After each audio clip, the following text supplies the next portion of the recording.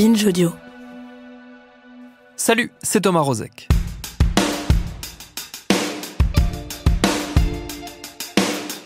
On ne va pas commencer à lister les polémiques qui, depuis la rentrée, rythment déjà une année qui s'annonce particulièrement épuisante pour qui s'intéresse à la vie politique française. Mais tout de même, il y a une sortie, une déclaration choc sur laquelle on peut s'arrêter un instant.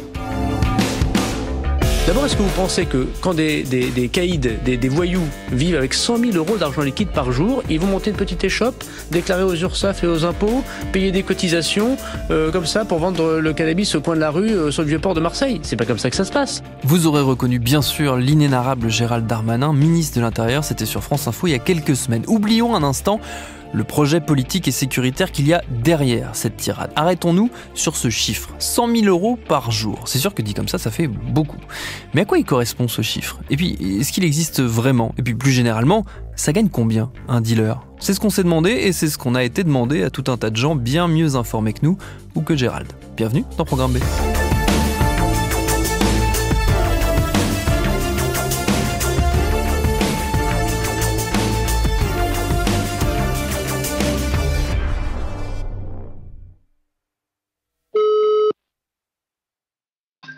Allô? Ouais Philippe, Oui, salut. tu m'entends? Je t'entends très bien. Et toi, c'est bon? Écoute, moi ça a l'air d'aller. Philippe Pujol, vous le connaissez déjà si vous écoutez Programme B depuis longtemps. Il est journaliste indépendant à Marseille, il connaît par cœur le tissu criminel et délinquant de sa ville pour avoir notamment couvert les faits divers là-bas pendant des années. On avait fait ensemble en 2020 une grande série d'entretiens sur ces années de faits diversiers qui s'appelle Désordre ordinaire. Hop, est-ce que là tu m'entends toujours? Ouais, c'est parfait. En préparant cet épisode, je me suis souvenu d'un truc qu'il m'avait dit. Le fait qu'il s'était lancé dans une longue enquête sur le trafic dans les cités marseillaises en partant d'une idée reçue qui lui trottait dans la tête. Le fait qu'en gros, les gamins dans ces cités gagnaient un max de fric. Bah oui, exactement. De toute façon, les idées reçues, c'est les idées des autres dans un premier temps. Une idée reçue n'est pas forcément fausse, mais en tout cas, c'est pas la tienne. Donc moi, l'idée, c'était d'aller vérifier. C'est comme ça que je travaillais souvent, c'est-à-dire j'ai une idée reçue, puis je vais m'en servir. Et donc là, je partais pour voir si en effet les gamins des cités, les choufs, les minots qui font du deal de quartier, il faut s'en rappeler, hein, c'est du deal de terrain, la vente au détail. Est-ce qu'ils se gavent? Est-ce qu'ils se font les couilles en or, comme ils disent? Quand on va vérifier, il y a plein d'éléments qui montrent que ceux-là, en tout cas, c'est-à-dire l'immense majorité de ce qu'on appelle des dealers, ne font pas d'argent du tout. C'est-à-dire non seulement ils en font pas beaucoup, mais au final ils perdent des sous. Ils sont obligés même de dealer gratuitement. Ceux qui les exploitent, ceux qui sont au-dessus, oui, il va y avoir une partie de ceux-là qui vont faire de l'argent, voire pour certains beaucoup d'argent. On est d'accord. Mais c'est pas ceux qu'on voit dans nos débats actuels sur les questions de trafic de stupéfiants dans les quartiers nord. C'est pas eux. Quand on dit un dealer, parce que le terme dealer, il est un peu pernicieux, il est utilisé c'est une volonté d'utiliser ce terme-là. Est-ce que le petit chouf qui crie Acha, c'est-à-dire quand la police arrive, qui crie pour prévenir les collègues qui est la police, est-ce que ce petit chouf est le gros fournisseur méritent tous les deux l'appellation dealer? Bon, pour moi non. C'est-à-dire qu'il faudrait les nommer autrement. Mais l'avantage pour le pouvoir, allez, on va dire, hein, pour la police, pour ceux qui génèrent du chiffre, ça veut dire qu'à la fin de l'année, tu annonces un nombre incalculable de dealers interpellés. Mais en fait, des vrais dealers, ceux qui vendent, il n'y en a pas tant que ça. C'est beaucoup plus dur. Et je jette pas la pierre à la police quand je dis ça. C'est beaucoup plus dur. L'immense majorité se gaffe pas. Après, on peut me montrer quelques cas de types qui vraiment font du blé. Ouais, il y en a, ça c'est clair. Je dirais entre 50 et 100, ça dépend des périodes à Marseille, qui font de l'ordre de 4-5 000 euros réellement par mois. Et après une vingtaine qui font beaucoup plus. Mais ceux-là, oui, ceux-là ils sont très riches avec beaucoup d'emmerdes, une carrière courte. Mais en attendant, oui, en effet, ceux-là ils font vraiment du fric. Quand tu entends les volumes qui peuvent être évoqués parfois, du type 100 000 euros par jour, ce genre de choses, est-ce que c'est des sommes que toi, tu as déjà entendues sur le terrain ou est-ce que ça te paraît stratosphérique comparé à ce que tu as vu, toi? Là, il suffit de faire des calculs. Il y a plein de manières de vérifier ça. Déjà, quand on dit par jour, ça voudrait dire que tous les jours sont uniformes. Non, un jour de match de l'OM au Stade Vélodrome, on va vendre plus qu'un dimanche veille de rentrée, quoi. C'est pas comparable. Les moments où ils vendent le plus, c'est à Noël et au moment de la Saint-Sylvestre, au moment du jour de l'an. Là, ils vendent beaucoup. Et là, peut-être que ce jour-là, ils font cette somme-là. ce jour-là. Mais la plupart du temps, je parle des très gros réseaux, je ne veux pas les citer, parce que si on cite les très gros réseaux, on fait de la pub. Mais les très gros réseaux, qui sont pas nombreux, sont 3 à Marseille, très gros, ils font de l'ordre de 50 000 euros au jour. Mais c'est une moyenne, tu vas avoir des moments des pics. Qu'il y ait beaucoup d'argent qui circule, oui, puisque c'est une entreprise qui demande de la matière. Donc la matière première, c'est le shit, il faut déjà l'acheter, donc il faut du fric. Ensuite, il y a toute une petite armée, alors même si tu les exploites, il y a un moment, il y a des sorties d'argent. Et ensuite, il y a tout le blanchiment qui coûte quelque chose. Et il y a toutes les attentions de sécurité, toutes les précautions de sécurité que tu vas prendre pour pas te faire flinguer, pour pas avoir de problème avec les uns et les autres. Et ça coûte énormément d'argent. Notamment d'avoir plein de portables, de dormir dans des hôtels de luxe parce que c'est vidéosurveillé, etc. Ça coûte beaucoup de fric. Donc, au final, qu'est-ce qui reste? Pas grand-chose. Et ce pas grand-chose, il n'est pas partagé, bien évidemment. On va pas commencer à partager, c'est pas les communistes. Hein. Ils ont plutôt tendance à essayer, au contraire, ce qui reste, de le garder pour eux. C'est là que ça crée de la tension. Voilà, c'est du liquide, c'est de l'argent liquide. Et le liquide, c'est volatile, ça s'évapore. Ben là, on le voit.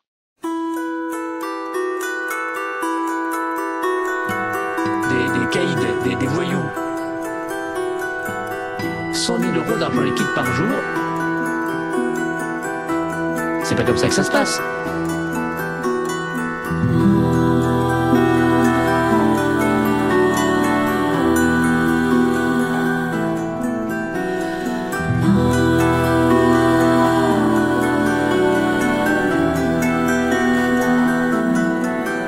Savoir combien gagne un dealer, la réponse, c'est à quel niveau de la chaîne de deal il se trouve.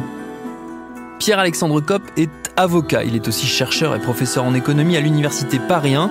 Il s'intéresse depuis des années au business du trafic de drogue en France.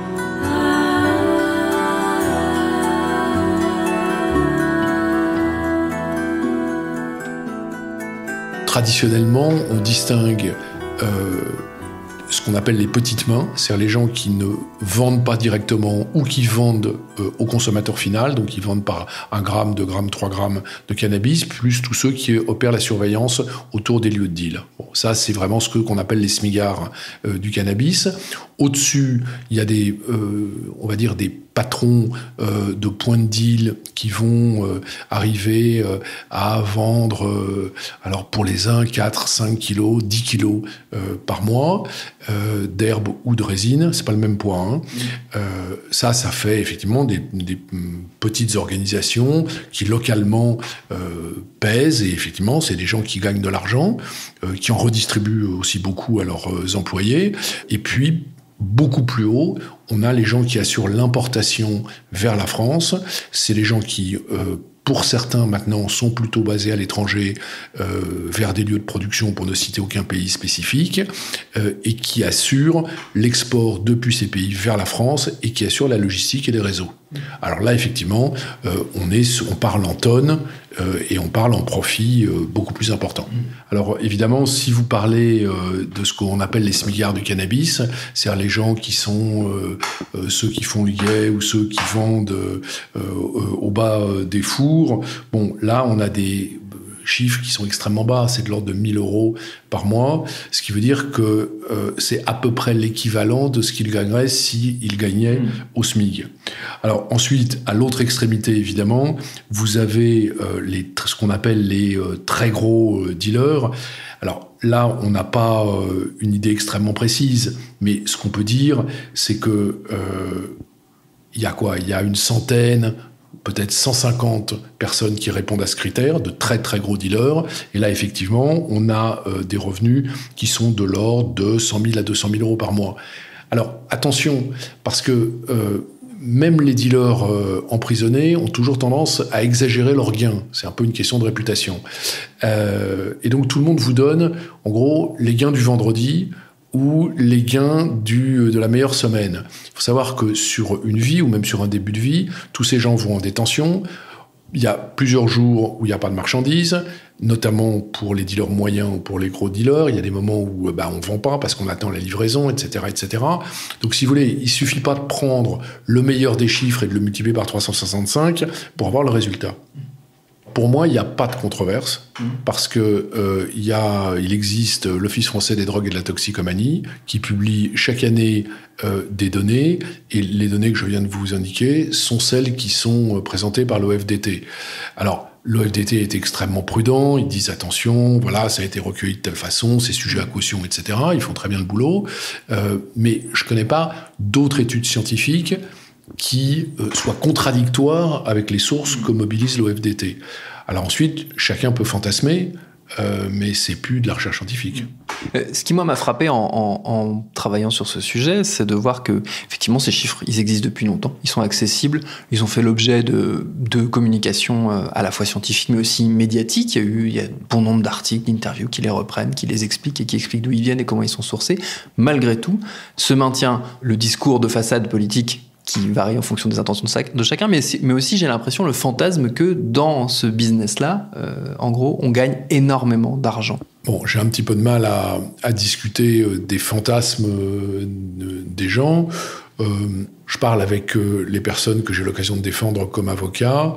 Je crois qu'ils ont une appréhension assez réaliste de ce qu'ils vont gagner et de la forte probabilité qu'ils ont d'être obligés de voir un avocat un jour ou l'autre et de suivre la chaîne détention provisoire, sursis probatoire et puis plus de sursis et détention. Alors, est-ce que sur une vie ce type d'expérience, ce type de trajectoire est rentable? Alors, pour les uns, oui, à l'évidence. Pour les autres, non, très certainement. La question, c'est rentable par rapport à quoi? Si on compare par rapport au SMIC, eh ben, pour beaucoup, ils feront des longues heures, payés certes en liquide, certes tous les jours, mais in fine, ça fait pas plus qu'un SMIC. Il y a peut-être 1000, 2000 ou 3000 personnes qui ont un revenu tout à fait substantiel, qui là est au-dessus de 1000 euros par mois, mais qui est plutôt entre 5, 15 ou 20 000 euros par mois.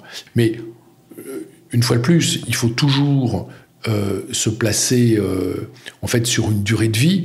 Sur une durée de vie, si vous gagnez 10 000 euros par mois pendant 3 ans, c'est assez impressionnant, c'est un beau revenu. Si vous passez 5 ans en détention, ça diminue assez nettement le revenu mensuel.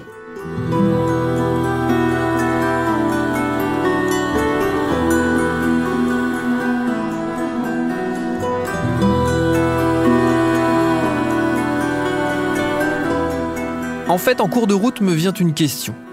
Comment est-ce qu'on les trouve, ces chiffres? Comment on met des sommes en face d'activités qui, par nature, sont illégales et donc difficilement traçables dans des banques, par exemple?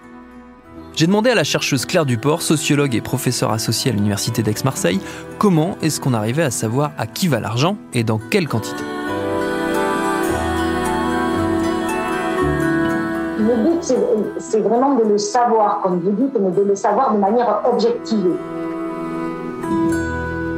Parce que on a beaucoup de savoirs qui sont des savoirs instantanés, qui n'ont pas été triangulés avec d'autres données. C'est-à-dire que, par exemple, la police va mener une opération fructueuse sur un réseau de trafic et va saisir des milliers d'euros.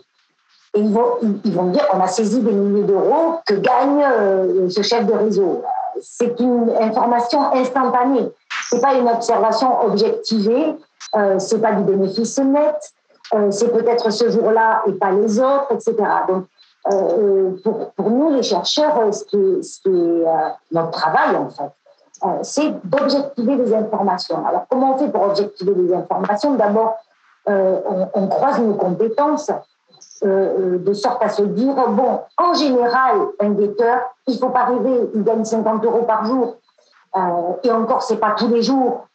Mais on a besoin aussi de trianguler ces données de terrain et ce travail à partir des données du terrain avec des données institutionnelles. C'est lors des procès qu'on apprend beaucoup de choses sur la réalité de cet argent qui a été saisi, d'où il venait, à qui il appartenait, etc. Et puis on va croiser ça aussi avec, par exemple, les données des saisies de police et de douane, voilà. Et ce n'est qu'en faisant un travail de triangulation de tout ça qu'en effet, on peut dire, à l'issue de ça, voilà, qui gagne combien à peu près, ou qui gagne précisément combien sur tel réseau. Ce qu'on a pu faire, par exemple, sur un réseau marseillais, parce que, miracle, il se trouve que la police avait saisi des livres de compte et qu'au moment du procès, on a eu accès au compte, à l'euro près, à l'euro près. Donc là, on savait qui gagnait combien, en vrai. Ilias Garçon, embauché 6 mois en tant que guetteur au tarif de 60 € par jour. Plusieurs autres confirment leur rémunération à 50 € par jour en tant que guetteur, puis promu vendeur à 100 € par jour pour un travail de 10 à 12 heures par jour, 6 jours par semaine. Extrait de l'article De l'argent facile de Claire Duport, paru dans la revue Mouvement en 2016. Ou cet autre qui annonce 140 € par vacation de 11h du matin à minuit, soit 13 heures consécutives de travail et un bonus en cas de très bonne journée. Cet intermédiaire avoue, lui, qu'il empochait 750 € de bénéfices par kilo de cannabis vendu et que cela lui permettait d'arrondir ses fins de mois, payer ses amendes, ses dettes, se faire plaisir, en plus de son salaire d'employé d'une entreprise à hauteur de 1 400 € par mois. Le dossier ne précise pas si c'est en salaire brut ou net. Un autre annonce des bénéfices de 1 000 à 2 000 € par kilo d'herbe vendue qu'il achetait au dit réseau de la Castellane pour 5 000 à 7 000 € le kilo. De même, cette nourrice, qui s'avère être un homme, ouvrier qualifié de 43 ans, marié et père de 4 enfants, chez qui la police a saisi un sac contenant 850 955 €. À l'audience, il avouera n'avoir eu aucune idée de ce que contenait ce sac, mais avoir cédé à la possibilité de payer ainsi ses dettes de loyer et les fins de mois de son modeste train de vie familial, moyennant 1 600 € déposés chaque mois par un inconnu cagoulé qui faisait les allers-retours avec le sac contenant le pactole à une heure où la famille était absente du logement. Pour quelqu'un qui ne gagne rien, c'est beaucoup d'argent. 1 000 €, 1 500 par mois, c'est beaucoup d'argent, d'accord ? Voilà. Et puis, ce salaire minimum, c'est pas un salaire d'ailleurs, ce revenu minimum, il va augmenter en fonction du poste qui est tenu et de ce que ce poste rapporte à l'organisation générale, d'accord ? Donc en effet, on va trouver ici à Marseille, ils s'appellent des charbonneurs entre eux, donc des gens qui vendent les produits et qui vont pouvoir gagner 100, 150, 200, parfois plus, tout dépend. Alors souvent les chiffres sont très exagérés par eux-mêmes d'ailleurs, parce qu'il leur passe énormément d'argent entre les mains dans une journée. Vous voyez ? Mais ce n'est pas leur argent à eux. Cet argent, même quand il est peu, il est déjà beaucoup plus que rien. C'est-à-dire qu'à ces petits postes, aux petits postes, ce sont, j'allais dire dans leur majorité, mais à ma connaissance, exclusivement des personnes qui n'ont pas accès aux ressources légales, ou très peu, ou tellement peu, que 100 € est une somme énorme pour eux, quand on n'a rien, ou quasiment rien. Évidemment, là, on parle de petites mains. Enfin, c'est une espèce de capitalisme de paria. On est très mal vu par la société et en plus, ils travaillent dans des conditions tout à fait salement rémunérées. Ce n'est pas le cas d'un responsable des réseaux, d'un chef d'équipe, d'un chef de réseau qui, là, gagne des sommes plus importantes. Alors justement, si on monte d'un cran et qu'on s'intéresse au réseau dans son ensemble, ça donne quoi ? Et encore une fois, comment est-ce qu'on fait ? Là, c'est l'économiste Nasser Lallam qui répond. Il est directeur de la recherche et de la prospective à l'IHEMI. L'IHEMI, c'est l'Institut des hautes études du ministère de l'Intérieur, tiens. Il y a au moins deux grosses méthodologies, deux méthodologies majeures. La première, c'est celle de partir des saisies, donc des données de police et des douanes, et d'extrapoler ensuite le marché. Alors, il y a un chiffre qui circule qui est de l'ordre de 10%. Il repose sur pas grand-chose en réalité.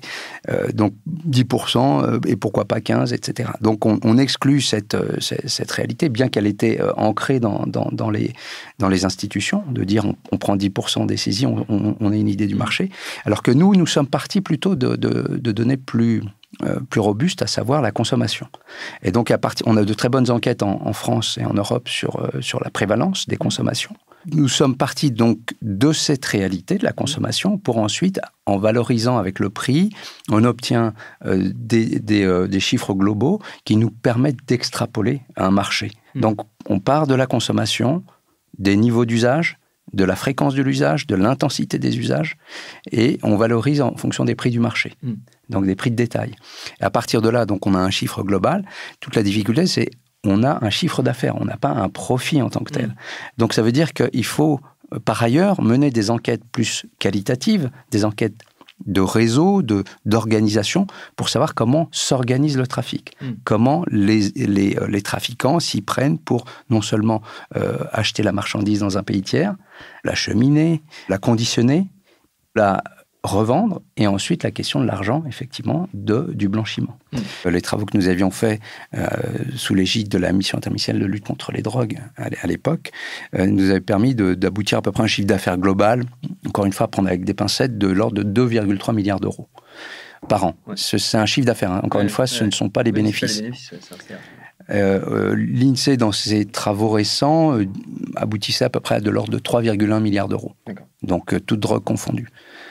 Le premier marché, ça reste le cannabis, bien qu'il soit talonné de près par la cocaïne, en termes de valeur, hein, pas en termes de quantité. Et donc, on arrive aujourd'hui à 3,1 milliards d'euros de chiffre d'affaires, sachant qu'il faut extraire la partie importation. Donc, c'est de l'ordre de 400 millions d'euros, ce qui fait à peu près un chiffre d'affaires de l'ordre réalisé en France de 2,7 milliards d'euros. Donc, on a cette somme globale. La part des bénéfices, on peut considérer qu'à peu près entre 50 et 60% relève de bénéfices, ce qui fait à peu près, en gros, entre 1,3 et 1,5 milliard d'euros de bénéfices. Une grande partie donc est rapatriée à l'étranger, que ce soit en Afrique du Nord, à Dubaï, en Espagne, et j'en passe. Alors j'imagine que c'est cette part importante du trafic qui part à l'étranger, ça concerne un petit nombre de personnes qui, elles, en bénéficient beaucoup. Qu'est-ce qu'on sait de, à peu près, l'ampleur du nombre de gens qui, en France, en bénéficient? C'est-à-dire que l'argent qui reste en France, il bénéficie à peu près à combien de gens derrière? Alors c'est une bonne question. Alors encore une fois, ce sont des chiffres...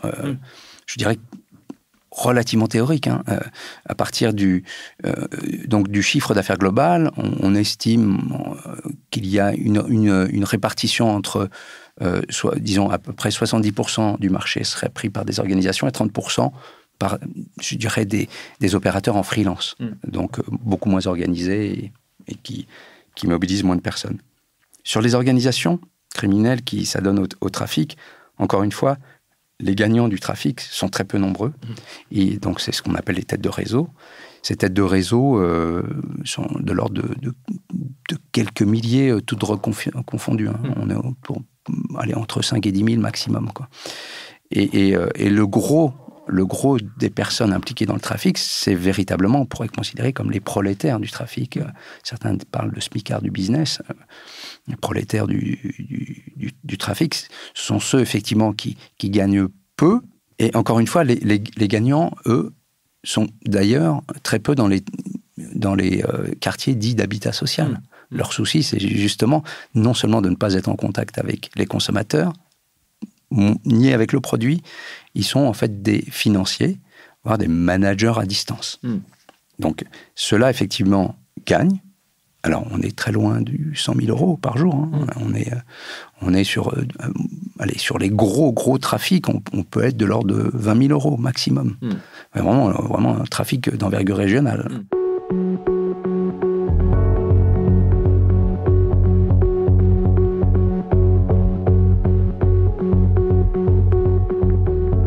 La solution n'est pas policière ni judiciaire. C'est vider la mer à la petite cuillère, tout le monde en est conscient, tout le monde le sait. Il n'y a pas un policier qui en doute. Après, il y a les postures morales, il y a les postures politiques, c'est encore autre chose. Mais la solution, elle passe par une dépénalisation, appelons ça comme ça, pour rester vague. Et elle passe par ensuite un travail sur la consommation. Il faut parce que les consommateurs, c'est principalement de la consommation pour pallier à un mal-être. C'est des consommateurs qui sont dans une vie compliquée et qui ont besoin de fumer ou de la coke pour rester à flot. Le consommateur festif, il existe, mais en fait, c'est pas le gros du chiffre d'affaires et c'est pas la réalité du problème. Le problème, il est ailleurs. Mais bon, dire ça veut dire tout simplement qu'il faut régler des problèmes de santé publique pour améliorer la situation. Or, on a l'argument inverse. On dit que le shit pose des problèmes de santé publique. Bon, pour moi, c'est l'inverse. Si tu améliores les problèmes de santé publique, donc tu fais de la prévention et de la désintoxication de ces gens, on sait le faire d'ailleurs, eh bien là, tu vas améliorer la situation générale. C'est un choix politique, tout ça.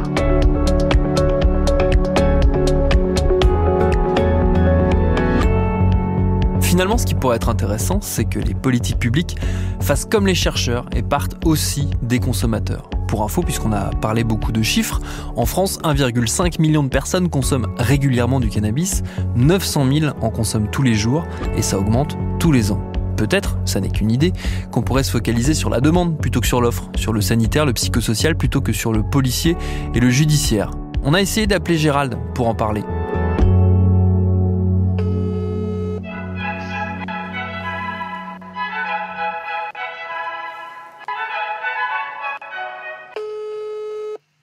Ministère de l'Intérieur, bonjour. Oui, bonjour monsieur, j'aurais voulu parler à Gérald Darmanin, s'il vous plaît. C'est de la part de qui ? C'est de la part de Thomas Rozek, de Binge Audio. Essayez par mail, monsieur. Ok. Bonne journée. Merci, au revoir. Au revoir. Merci à Philippe Pujol, à Pierre-Alexandre Kopp, à Claire Duport et Nasser Lalam pour leurs réponses. Programme B, c'est un podcast de Binge Audio préparé par Lauren Bess, réalisé par Quentin Bresson. Tous nos prochains épisodes et nos très très nombreux épisodes précédents sont et seront à retrouver sur toutes les applis de podcast. Cherchez-nous sur Internet si vous avez envie de nous parler et à très vite pour un nouvel épisode.